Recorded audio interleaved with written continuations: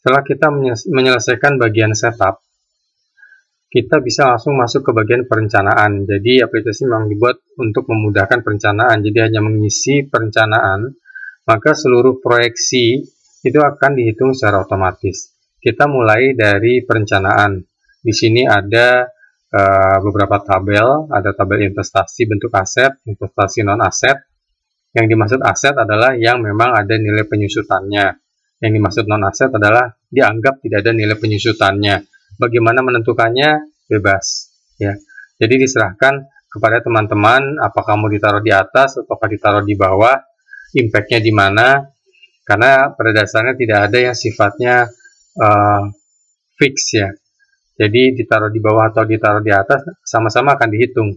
Hanya saja mungkin ada sedikit beda perhitungan karena aset akan dihitung penyusutannya sedangkan non aset tidak. Kemudian ada perhitungan penjualan dan biaya variabel. Jadi di sini menentukan penjualannya, nilainya, targetnya.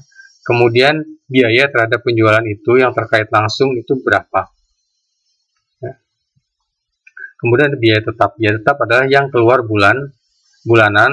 Apakah penjualannya sesuai target, tidak sesuai target, di atas di bawah, biaya tetap itu keluar tetap sama nilainya. Dan seperti saya sampaikan tadi, ini bukan membuat detail, ya. Jadi misalnya tadi saya jual baju satu, celana satu, ini model ini satu, model ini.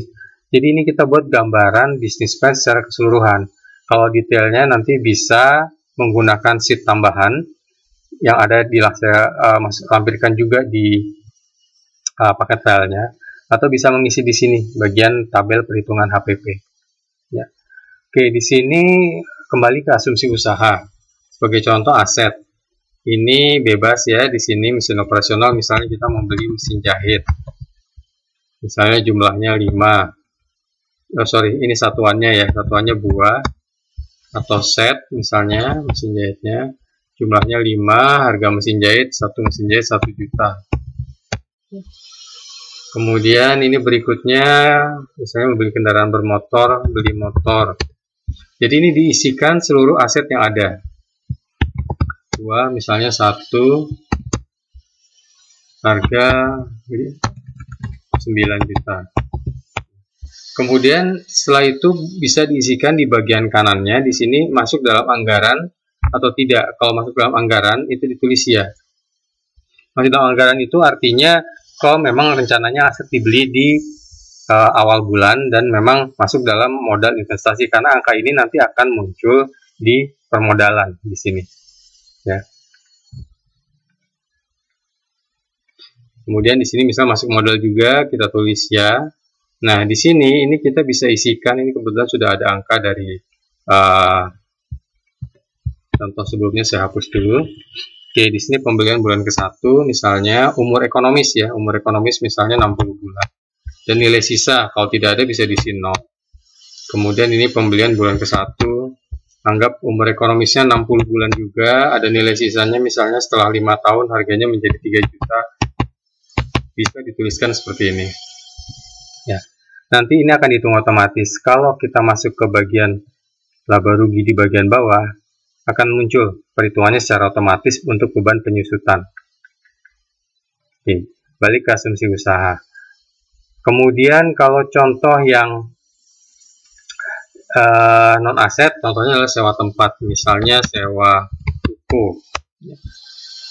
Untuk satuan ya, di sini ini sifatnya opsional. Jadi kalau ini tidak dipilih tidak apa-apa. Jadi misalnya, nah seperti ini angkanya, ini investasi akan mengambil angka di harga satuannya, ya. Jadi tidak diisi tidak apa-apa. Di sini juga sama. Sewa ruko misalnya sewa 1 tahun 12 juta. Oke. Kemudian ini masuk dalam anggaran modal atau tidak? Kita bilang masuk dalam anggaran ya. Nah, di sini harus diisikan, ini adalah bulan keberapa mulainya, bulan ke-1, dan lama penggunaannya berapa lama, 12 bulan.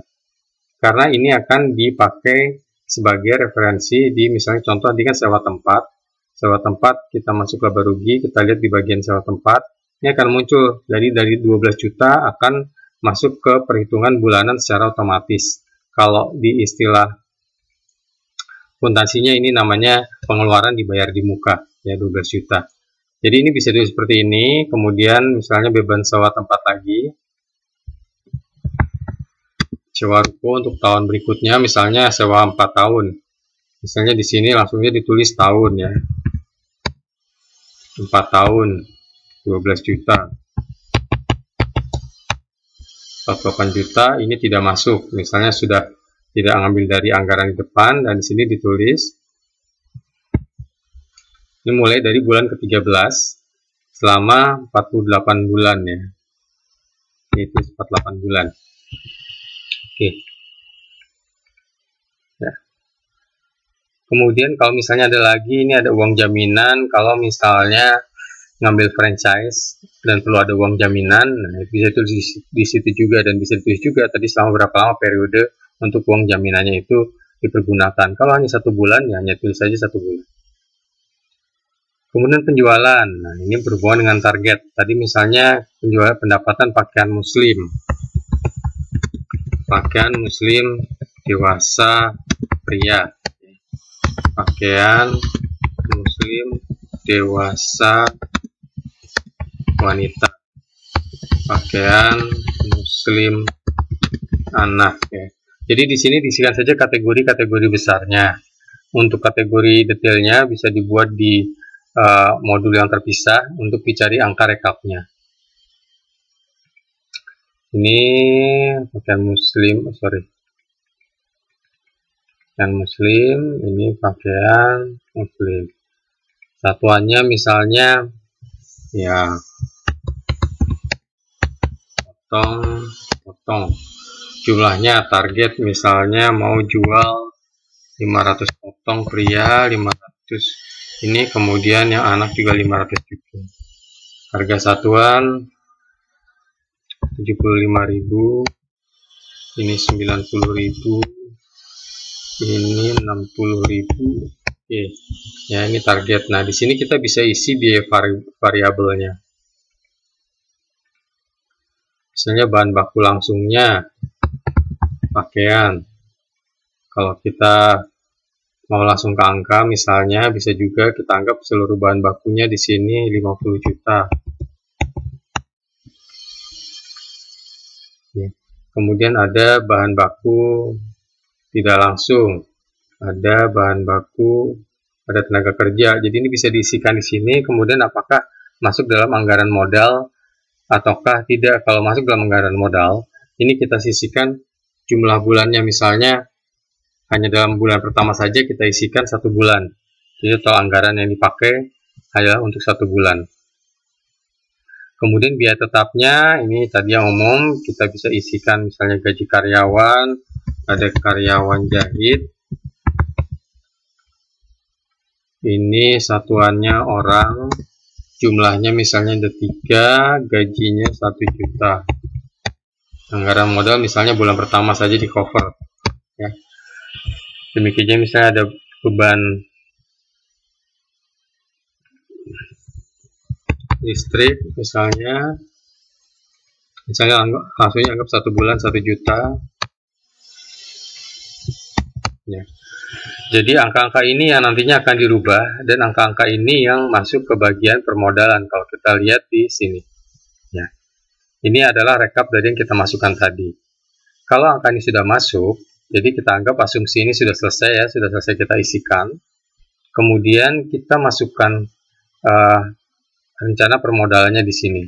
Jadi kalau di sini bisa modal sampai 5, kalau lebih dari 5 gimana? Di sini ada disediakan modul untuk bagi hasil.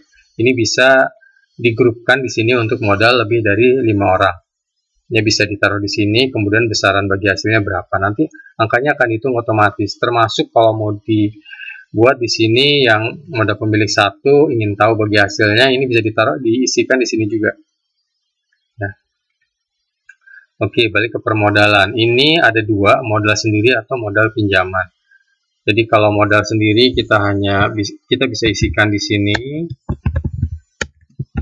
Neng, saham bagi hasilnya 50%, jumlahnya 40 juta.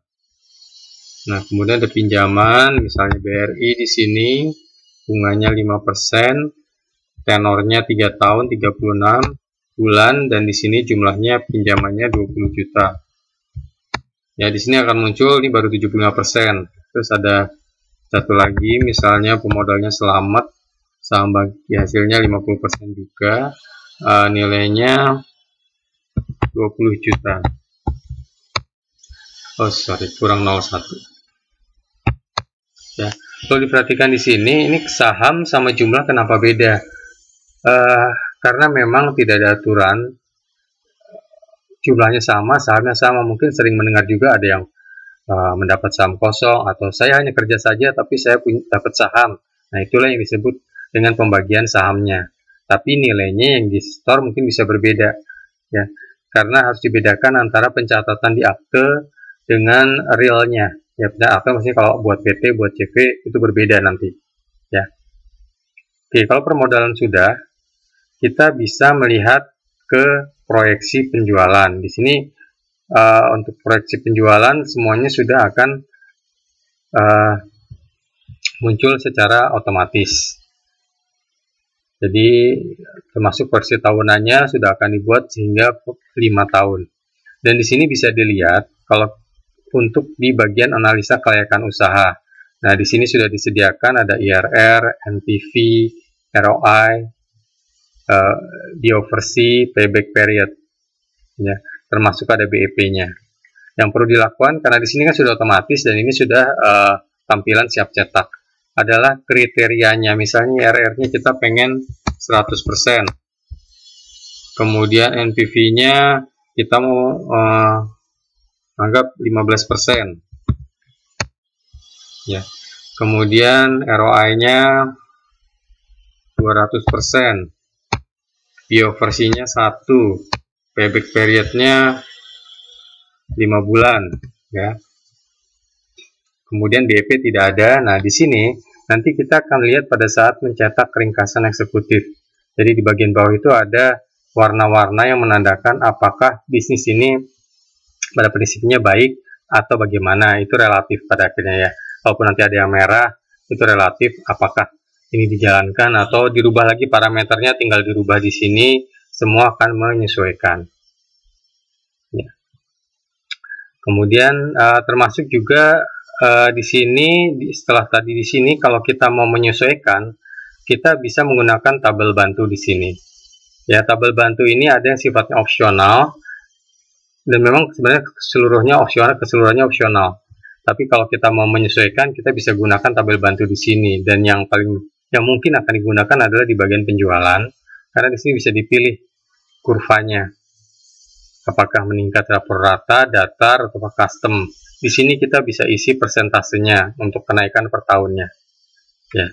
Dan yang perlu diperhatikan adalah kalau kita bisa membuat penjualannya custom dengan memilih ini custom dan mengisi nilai penjualannya di sini di tabel ini. Ya. Jadi kalau misalnya kita anggap waktu Lebaran penjualan lebih tinggi daripada waktu biasanya, kita bisa mengisikan angka yang berbeda di bulan-bulan yang berhubungan dengan bulan yang dianggap ramai penjualannya. Ya.